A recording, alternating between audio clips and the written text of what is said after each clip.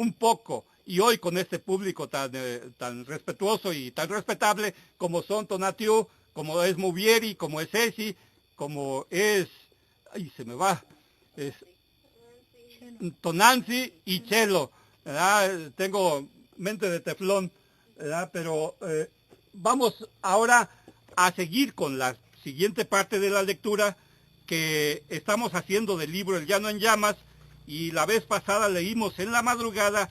Hoy vamos a ver el siguiente cuento de Juan Rulfo, y es un cuento muy interesante y que nos va a hacer un poquito reflexionar. Se llama Talpa. Natalia se metió entre los brazos de su madre y lloró largamente allí con un llanto quedito.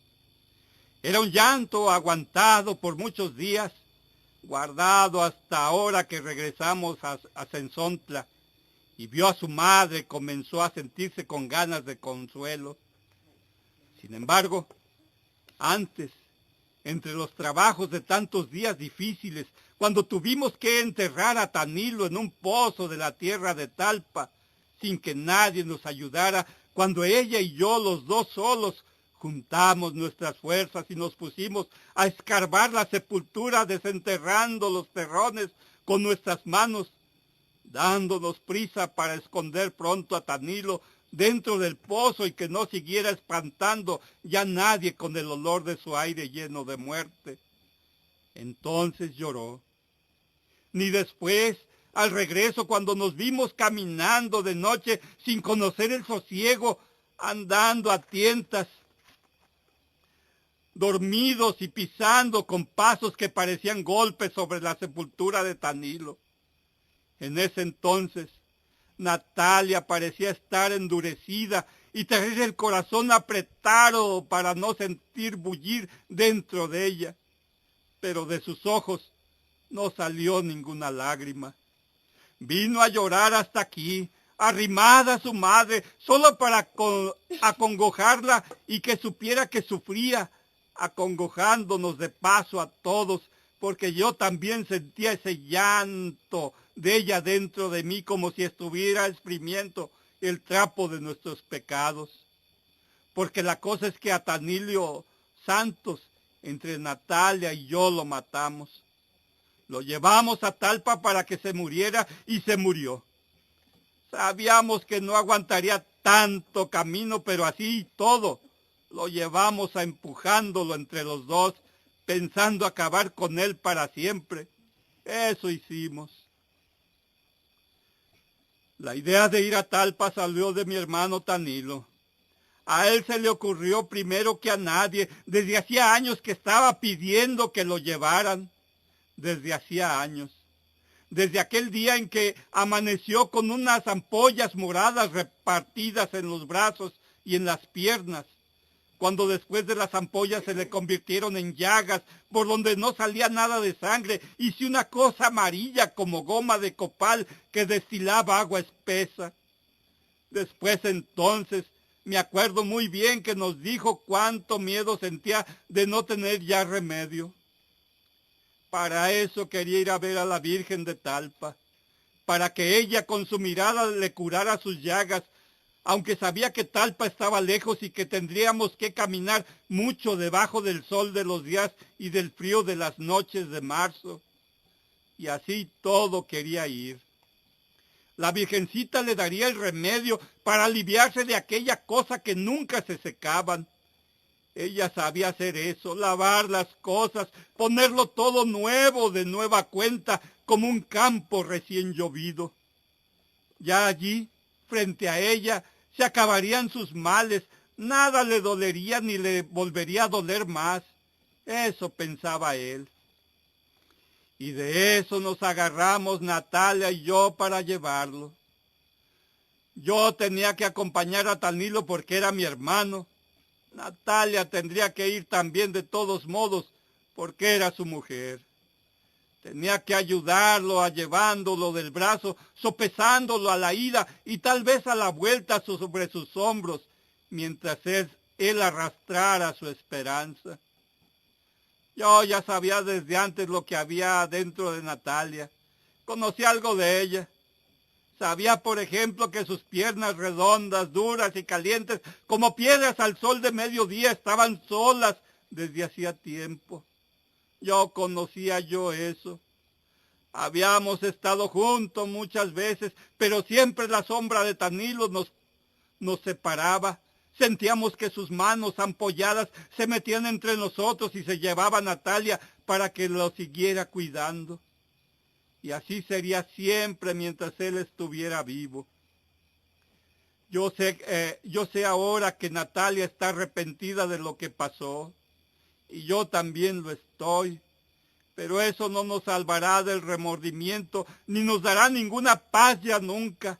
No podrá tranquilizarnos saber que Tanilo se hubiera muerto de todos modos, porque ya le tocaba, y que de nada había servido ir a Talpa, tan allá, tan lejos, pues casi es seguro de que se hubiera muerto igual allá que aquí, o quizá tantito después aquí que allá, porque de todo lo que se mortificó por el camino, y la sangre que perdió de más, y el coraje y todas esas cosas juntas, fueron las que lo mataron más pronto. Lo malo está en que Natalia y yo lo llevamos a empujones. Cuando él ya no quería seguir, cuando sintió que era inútil seguir y nos pidió que lo regresáramos. A estirones lo levantábamos del suelo para que siguiera caminando, diciéndole que ya no podíamos volver atrás. Está ya más cerca Talpa que Sensontla, eso le decíamos. Pero entonces Talpa estaba todavía lejos, más allá muchos días. Lo que queríamos era que se muriera. No está por demás decir que eso era lo que queríamos desde antes de salir de Sensontla y en cada una de las noches que pasamos en el camino de Talpa. Es algo que no podemos entender ahora, pero entonces era lo que queríamos. Me acuerdo muy bien de esas noches. Primero nos alumbrábamos con ocotes, después dejábamos que las cenizas oscurecieran la alumbrada y luego buscábamos, Natalia y yo, la sombra de algo para escondernos de la luz del cielo. Así nos arrimábamos a la soledad del campo, fuera de los ojos de Tanilo y desaparecidos en la noche. Y la soledad aquella nos empujaba uno al otro. A mí me ponía entre los brazos en el cuerpo de Natalia y a ella eso le servía de remedio. Sentía como si descansara, se olvidaba de muchas cosas y luego se quedaba adormecida con el cuerpo sumido en un gran alivio.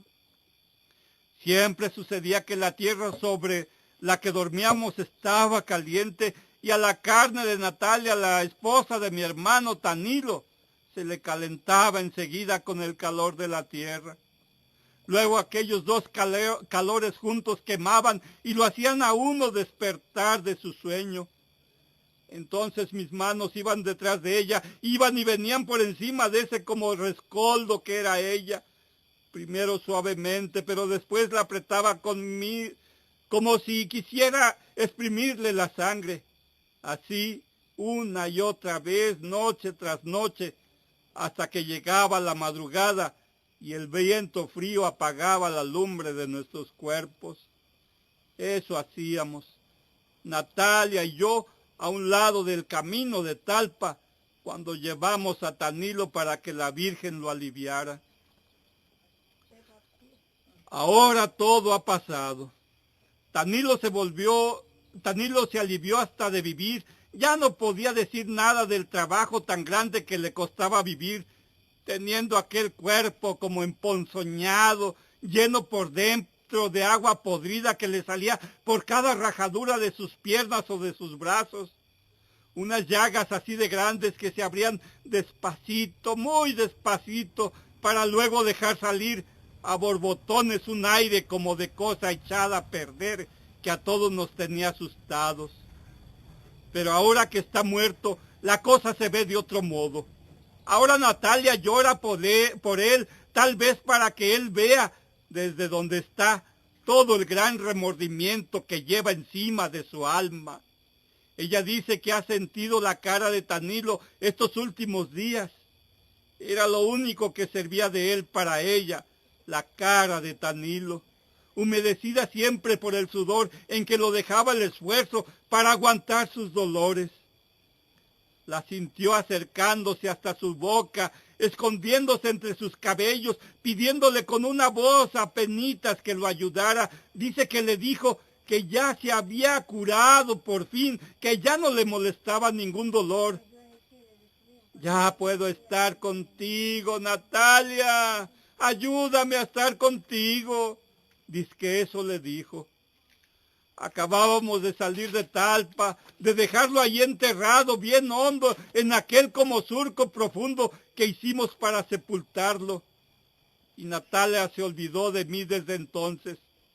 Yo sé cómo le brillaban antes los ojos, como si fueran charcos alumbrados por la luna, pero de pronto se destiñeron, se le borró de la mirada como se le hubiera revolcado en la tierra.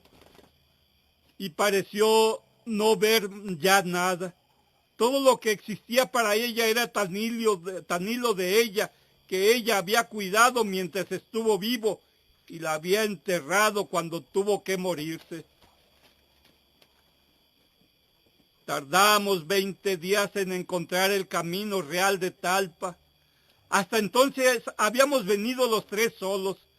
Desde ahí comenzamos a juntarnos con gente que salía de todas partes, que había desembocado como nosotros en aquel camino ancho parecido a la corriente de un río, que nos hacía andar a rastras, empujados por todos lados como si nos llevaran amarrados con hebras de polvo, porque la tierra se levantaba con el bullir de la gente, un polvo blanco como tamo de maíz, que subía muy alto y volvía a caer, pero los pies al caminar lo devolvían y lo hacían subir de nuevo, así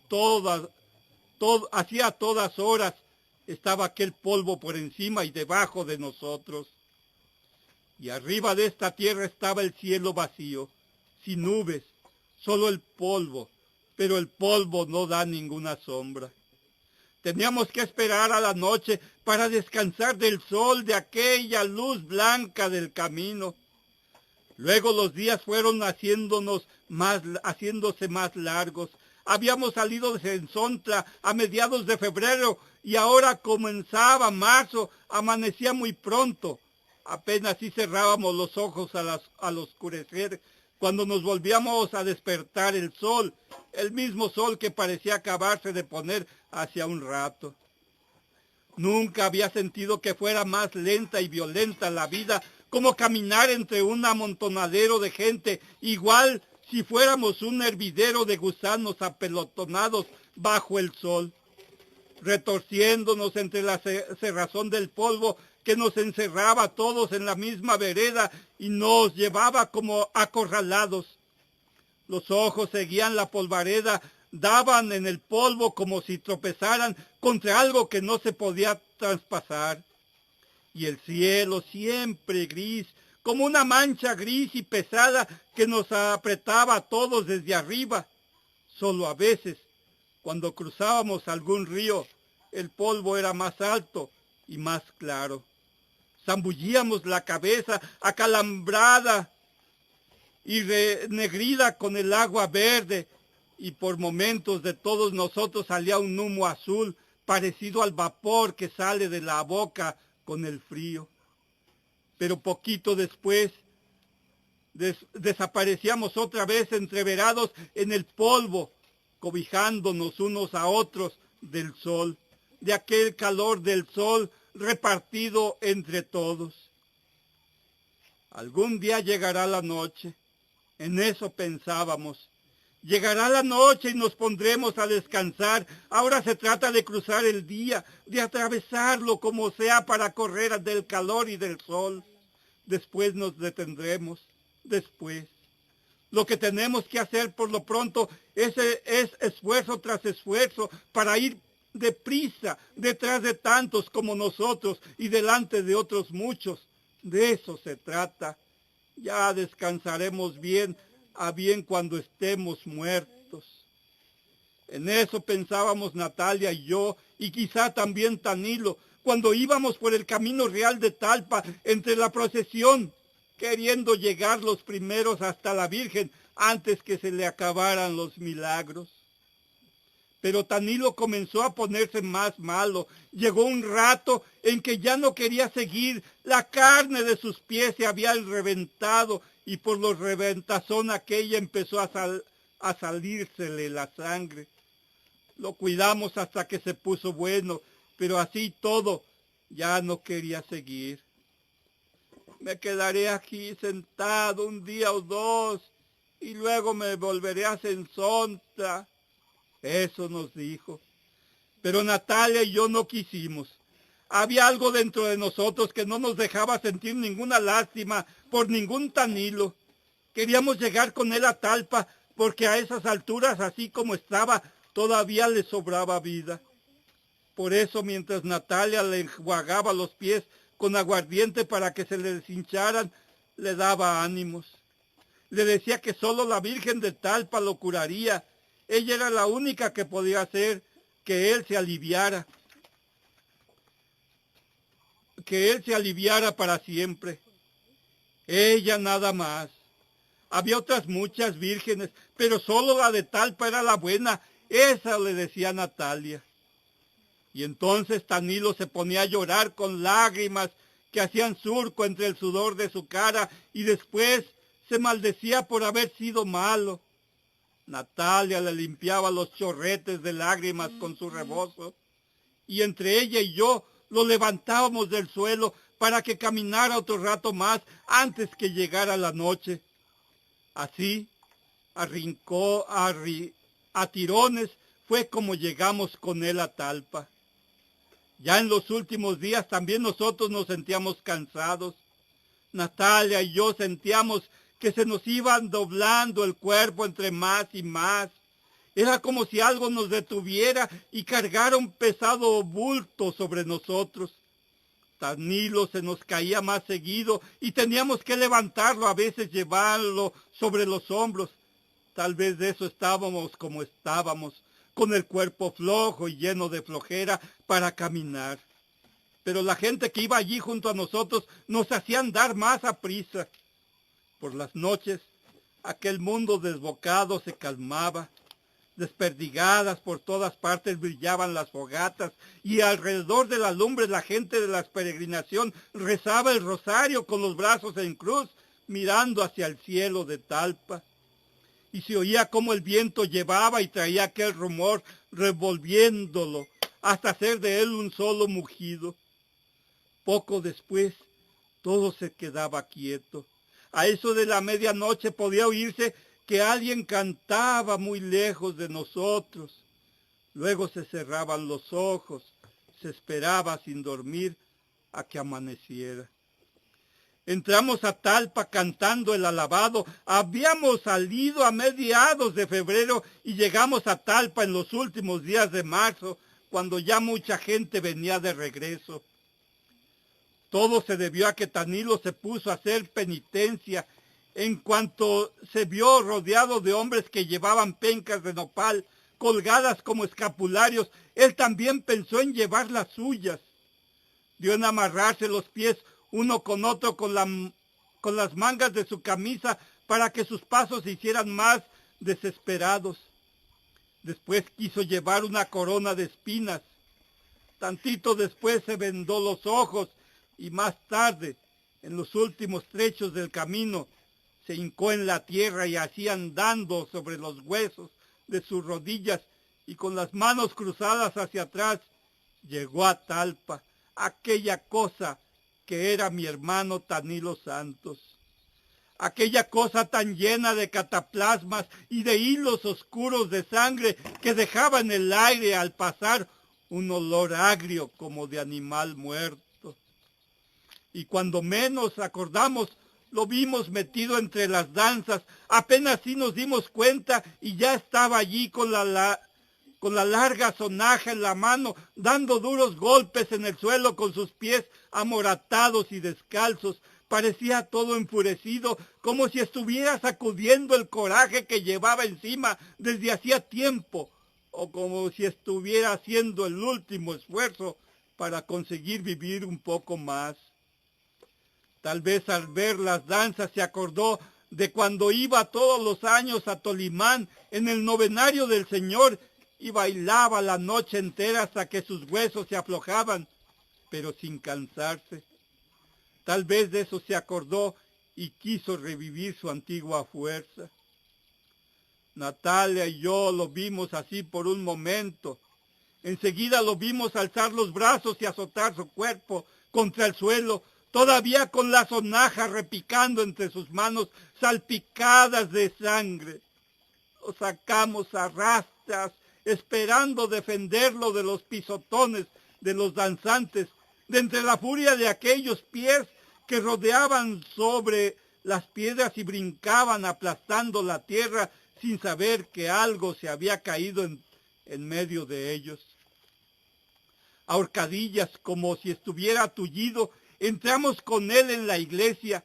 Natalia lo arrodilló junto a ella, enfrentito de aquella figurita dorada que era la Virgen de Talpa.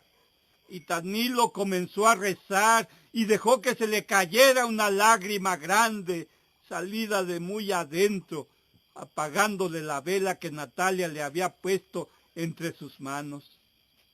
Pero no se dio cuenta de esto. La luminaria de tantas velas prendidas que allí había le cortó esa cosa con la que uno se sabe dar cuenta de lo que pasa justo a uno. Siguió rezando con su vela apagada, rezando a gritos para oír que rezaba. Pero no le valió. Se murió de todos modos. Desde nuestros corazones sale para ella una súplica igual, envuelta en el dolor, muchas lamentaciones revueltas con esperanza. No se ensordece su ternura ni ante los lamentos ni las lágrimas, pues ella sufre con nosotros. Ella sabe borrar esa mancha y dejar que el corazón se haga blandito y puro para recibir su misericordia y su caridad. La Virgen nuestra Madre, que no quiere saber nada de nuestros pecados, que se echa la culpa de nuestros pecados, la que quisiera llevarnos en sus brazos para que no nos lastime la vida, está aquí junto a nosotros, aliviándonos del cansancio y las enfermedades del alma y de nuestro cuerpo austado, herido y suplicante. Ella sabe que cada día nuestra fe es mejor porque está hecha de sacrificios. Eso decía el cura, desde allá arriba del púlpito, y después que dejó de hablar, la gente se soltó rezando toda al mismo tiempo, con un ruido igual al de muchas avispas espantadas por el humo. Pero Tanilo ya no oyó. Lo que había dicho el señor cura, se había quedado quieto, con la cabeza recargada en sus rodillas, y cuando Natalia lo movió para que se levantara, ya estaba muerto. Afuera se oía el ruido de las danzas, los tambores y la chirimía, el repique de las campanas. Y entonces fue cuando me dio a mí tristeza ver tantas cosas vivas, ver a la Virgen allí, mero enfrente de nosotros, dándonos su sonrisa, y ver por otro lado a Tanilo como si fuera un estorbo. Me dio tristeza, pero nosotros lo llevamos allí para que se muriera. Eso es lo que no se me olvida. Ahora estamos los dos en Sensontla. Hemos vuelto sin él. Y la madre de Natalia nos ha preguntado, no me ha preguntado nada, ni qué hice con mi hermano Tanilo, ni nada. Natalia se ha puesto a llorar sobre sus hombros y le ha contado de esa manera todo lo que pasó. Y yo comienzo a sentir como si no hubiéramos llegado a ninguna parte, que estamos aquí de paso para descansar, que luego seguiremos caminando. No sé para dónde, pero tendremos que seguir, porque aquí estamos muy cerca del remordimiento y del recuerdo de Tanilo. quizás hasta que empecemos a tenernos miedo uno al otro. Esa cosa de no decirnos nada desde que salimos de Talpa, tal vez quiera decir eso. Tal vez los dos tenemos muy cerca el cuerpo de Tanilo tendido en el petate enrollado lleno de dentro y por fuera de un hervidero de moscas azules que zumbaban como si fueran un gran ronquido que saliera de la boca de él. De aquella boca que no pude cerrarse a pesar de los esfuerzos de Natalia y míos y que parecía querer respirar todavía sin encontrar resuello. De aquel Tanilo a quien ya nadie le dolía, pero que estaba como adolorido, con las manos y los pies engarruñados y los ojos muy abiertos como mirando su propia muerte. Y por aquí y por allá, sus llagas goteando un agua amarilla, llena de aquel olor que se derramaba por todos lados, y se sentía en la boca como si estuviera saboreando una miel espesa y amarga que se derretía en la sangre de uno a cada bocanada de aire. Es de eso de lo que quizá nos acordemos aquí más seguido, de aquel Tanilo que nosotros enterramos en el camposanto de Talpa, al que Natalia y yo echamos tierra y piedras encima para que no lo fueran a desenterrar los animales del cerro. Este es el cuento de Talpa. Ojalá que les haya gustado y ojalá que alguno de ustedes ya lo haya leído y que también alguno de ustedes lo pueda leer más adelante en su casa, a su familia, en la calle, en voz alta. La carreta en el llano desde las lomas del Batán, donde hacemos un esfuerzo porque la tierra sea para nosotros un espacio de vida. Aquí los saludamos. Soy José Luis Santana, la carreta en el llano, mi iluminador Tonantzin, mi compañero de... Tonatiu, perdón, ando poniendo nombres al revés, es el iluminador. Tonantzin está ya muy atenta, escuchando, y Mubieri en este caso, que fue mi asistente de libros. Muchas gracias a todos y un saludo desde la Loma del Batán y a todos los compañeros que aquí estamos en lucha y en resistencia. Salud para todos. Buenas noches.